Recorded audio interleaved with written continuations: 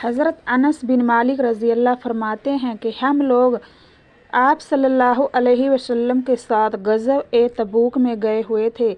उस दिन सूरज इतनी आब व ताब के साथ निकला कि मैंने इतनी ताबनाकी के साथ कभी नहीं देखा था।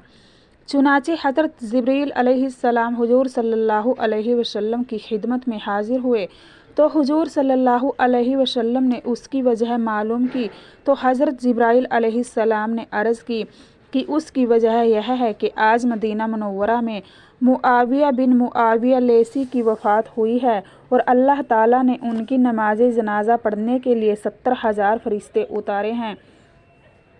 तो हुजूर सल्लल्लाहु अलैहि वसल्लम ने फरमाया, किस बिना पर यह दर्जा हासिल हुआ? हज़रत जिब्राइल अलैहिस्सलाम ने अर्ज़ किया, मुआविया रात दिन चलते फिरते उठते बैठते कुल हुवल्लाहु अहद पढ़ा करते थे।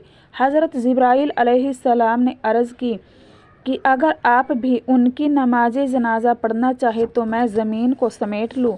तो हुजूर सल्लल्लाहु अलैहि वसल्लम ने फरमाया, जी हाँ। चुनाचे ज़मीन समेट ली गई और हुजूर ने मदीना जाकर उनकी नमाज जनाजा पढ़ी और फिर वापस ताबूक आ गए।